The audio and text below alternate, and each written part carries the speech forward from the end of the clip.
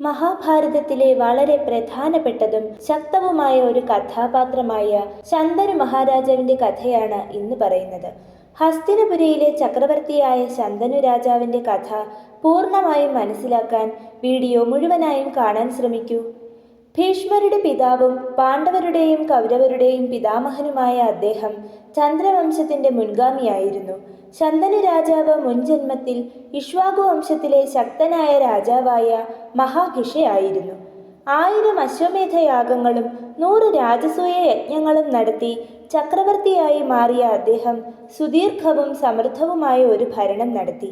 മരണശേഷം അദ്ദേഹത്തിന് സ്വർഗപ്രാപ്തി ഉണ്ടാവുകയും ചെയ്തു. ഒരിക്കൽ എല്ലാ ദേവന്മാരും ഗംഗാദേവിയും സന്നിഹിതരായിരിക്കെ ബ്രഹ്മലോകം സന്ദർശിക്കാൻ അദ്ദേഹത്തിന് അവസരം കിട്ടി.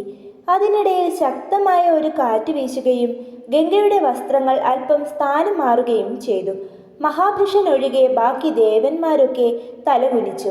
എന്നാൽ അദ്ദേഹം മാത്രം ഗംഗയുടെ സൗന്ദര്യത്തിൽ മതിമറന്ന് നോക്കി നിന്നുപോയി. ഈ പ്രവൃത്തിയിൽ കോപിഷ്ഠനായ ബ്രഹ്മാവ് ബ്രഹ്മലോകത്തിന് തന്നെ കളങ്കം വരുത്തി എന്നാരോപിച്ച് മഹാഭിഷൻ മർത്യനായി ജനിക്കട്ടെ എന്ന് ശപിച്ചു. മഹാഭിഷന്റെ പ്രവൃത്തിയിൽ പ്രതികരിക്കാതെ നിന്ന ഗംഗയും മനുഷ്യജന്മമെടുക്കുകയും മഹാഭിഷന്റെ ഹൃദയം തകർത്ത ശേഷം മടങ്ങി വരാൻ ഇടവരട്ടെ എന്നും ബ്രഹ്മാവ് പറഞ്ഞു.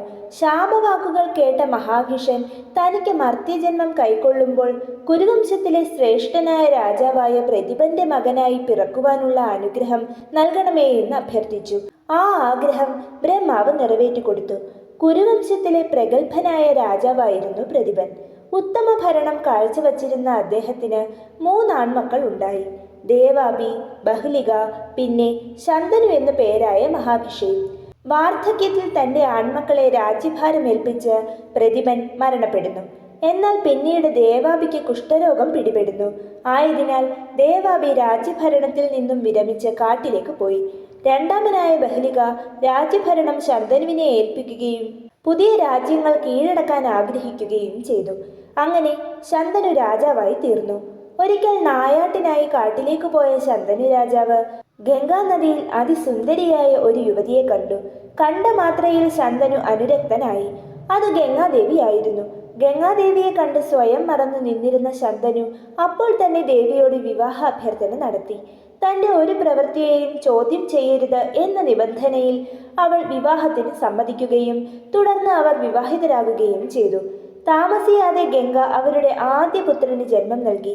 എന്നാൽ ആ പുത്രനെ ഗംഗ നദിയിൽ മുക്കി കൊന്നുകളഞ്ഞു. ഗംഗയുടെ പ്രവൃത്തികളെ ചോദ്യം ചെയ്യില്ല എന്ന് സമ്മതിച്ചിരുന്നതിനാൽ ശന്തനു ഒന്നും മിണ്ടിയില്ല. ഇപ്രകാരം അവരുടെ 7 പുത്രന്മാരെയും ഗംഗ നദിയിൽ മുക്കിക്കൊന്നു.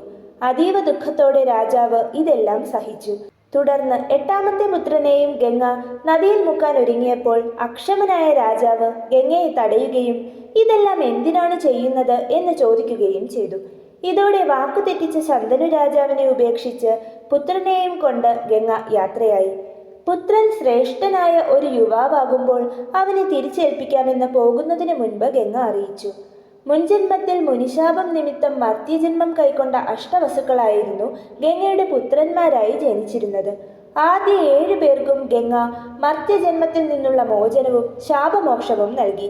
എന്നാൽ 8ാമനായ പ്രഭാസ ശാപം പൂർണ്ണമായും അനുഭവിക്കേണ്ടതായി ഉള്ളതിനാലാണ് ആ പുത്രനെ നദിയിൽ മുക്കാൻ ഗംഗയ്ക്ക് കഴിയാതെ പോയത്. ഗംഗ ദേവവ്രതൻ എന്ന പേരിട്ട് ആ കുഞ്ഞിനെ വളർത്തി. ഭാര്യയുടെയും പുത്രന്റെയും വിയോഗം ശന്തനുവിനെ ദുഃഖിതനാക്കി. എന്നിരുന്നാലും ഭരണകാര്യങ്ങളെ അത് ബാധിച്ചിരുന്നില്ല. ശാന്തവും സമാധാനപൂർണവും പ്രജാക്ഷേമ തൽപരതയുമുള്ള ഭരണം ശന്തനുവിനെ ഏവർക്കും പ്രിയപ്പെട്ടവനാക്കി. ഒരിക്കൽ ഗംഗാനദിയുടെ കരയിൽ നിന്നിരുന്ന ശന്തനു നദിയുടെ ഒരു ഭാഗത്ത് ആഴം കുറഞ്ഞു വരുന്നതായി കണ്ടു. അതെന്താണെന്നറിയാൻ രാജാവ് അങ്ങോട്ട് ചെന്നു. തന്റെ ആയുധശക്തിയാൽ ഗംഗാനദിയുടെ ഒഴുക്കിനെ പോലും തടയുന്ന ഒരു യുവാവിനെ അവിടെ രാജാവ് കണ്ടു. അവനെ നോക്കി നിൽക്കെ ഗംഗാദേവി പ്രത്യക്ഷയാകുകയും ഇത് ശന്തനു രാജാവിൻ്റെയും ഗംഗയുടെയും പുത്രനായ ദേവവ്രതനാണെന്നും ഋഷിവര്യന്മാരുടെയും സാക്ഷാൽ പരശുരാമന്റെയും ശിഷ്യനായ പ്രഗത്ഭനായ ഈ പുത്രനെ താൻ രാജാവിനെ ഏൽപ്പിക്കുകയാണെന്നും അറിയിച്ച് ഗംഗ അപ്രത്യക്ഷയാകുകയും ചെയ്തു. പുത്രനെ തിരികെ ലഭിച്ചതിൽ സന്തുഷ്ടനായ ശന്തനു ദേവവ്രതനെ രാജാവായി അഭിഷേകം ചെയ്തു. അപ്രകാരം കാലം കടന്നു പോകവേ ഒരിക്കൽ കാട്ടിൽ വച്ച് ശന്തനു സത്യവതി എന്ന യുവതിയെ കണ്ടുമുട്ടുകയും പ്രേമപരവശനാകുകയും ചെയ്തു. യമുനാ നദിയിൽ കടത്തു ജോലി ചെയ്തിരുന്ന അവളെ വിവാഹം കഴിക്കണമെന്ന ആഗ്രഹവുമായി ശന്തനു അവളുടെ പിതാവിനെ സമീപിച്ചു. എന്നാൽ ശന്തനുവിന് സത്യവതിയിൽ പിറക്കുന്ന പുത്രനെ അടുത്ത രാജാവാക്കുകയാണെങ്കിൽ മാത്രമേ വിവാഹത്തിന് സമ്മതം നൽകൂ എന്ന് സത്യവതിയുടെ പിതാവായ ദശരാജൻ അറിയിച്ചു. എന്നാൽ ദേവവ്രതനെ രാജാവാക്കി കഴിഞ്ഞിരുന്ന ശന്തനു നിരാശനായി കൊട്ടാരത്തിലേക്ക് മടങ്ങി. ദുഃഖിതനായി കാണപ്പെട്ട ശന്തനുവിനോട് ദേവവ്രതൻ കാര്യങ്ങൾ അന്വേഷിച്ചറിഞ്ഞു. ദേവവ്രതൻ ഉടൻ തന്നെ സത്യവതിയുടെ പിതാവായ ദശരാജനടുത്തേക്ക് ചെല്ലുകയും താൻ തൻ്റെ പിന്തുടർച്ചാവകാശം ത്യജിക്കുകയാണെന്ന് അറിയിക്കുകയും ചെയ്തു. സത്യവതിക്കും ശന്തനു രാജാവിനും പിറക്കുന്ന പുത്രന്മാരെ രാജ്യഭരണം ഏൽപ്പിക്കുമെന്നും ദേവവ്രതൻ പ്രഖ്യാപിച്ചു. എന്നാൽ ഭാവിയിൽ ദേവവ്രതന്റെ മക്കൾ ഈ വ്യവസ്ഥ തെറ്റിക്കാനിടയില്ലേ എന്ന സംശയം ദശരാജൻ ഉന്നയിച്ചു. ഇതിന് മറുപടിയായി എന്നാൽ ഇനി താൻ നിത്യബ്രഹ്മചാരിയായിരിക്കുമെന്ന് ഒരു ഭീഷ്മമായ ശപഥം ദേവവ്രതൻ എടുക്കുന്നു. ഈ ഭീഷ്മ ശപഥം എടുത്തതു മുതലാണ് അദ്ദേഹം ഭീഷ്മർ എന്നറിയപ്പെടാൻ തുടങ്ങിയത്. ഇതറിഞ്ഞ ശന്തനു പുത്രന് ഇച്ഛാമൃത്യു എന്ന വരം നൽകി അനുഗ്രഹിച്ചു. ഇഷ്ടമരണം തിരഞ്ഞെടുക്കാനുള്ള വരമായിരുന്നു അത്. ശേഷം ശന്തനു സത്യവതിയെ വിവാഹം ചെയ്തു.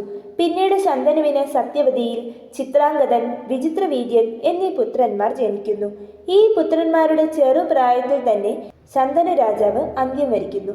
ശേഷം ഭീഷ്മരുടെ സഹായത്തോടെ സത്യവതിയും പിന്നീട് മക്കളും രാജ്യഭരണം ഏറ്റെടുത്ത കഥയും മഹാഭാരതത്തിൻ്റെയും കൗരവ പാണ്ഡവരുടെയും ജന്മത്തിന് നിമിത്തമായ കഥയും മനസ്സിലാക്കുന്നതിനായി സത്യവതിയെക്കുറിച്ച് മുൻപ് ചെയ്ത വീഡിയോ കാണാൻ ശ്രമിക്കൂ. ലിങ്ക് ഡിസ്ക്രിപ്ഷനിൽ കൊടുക്കുന്നു.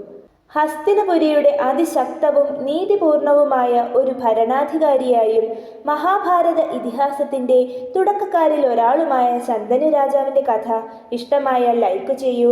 ഇത്തരം കൂടുതൽ കഥകൾ കേൾക്കുന്നതിനായി ചാനൽ സബ്സ്ക്രൈബ് ചെയ്ത് അടുത്തുള്ള ഓൾ എന്ന ഓപ്ഷൻ സെലക്ട് ചെയ്യൂ. നന്ദി, നമസ്കാരം.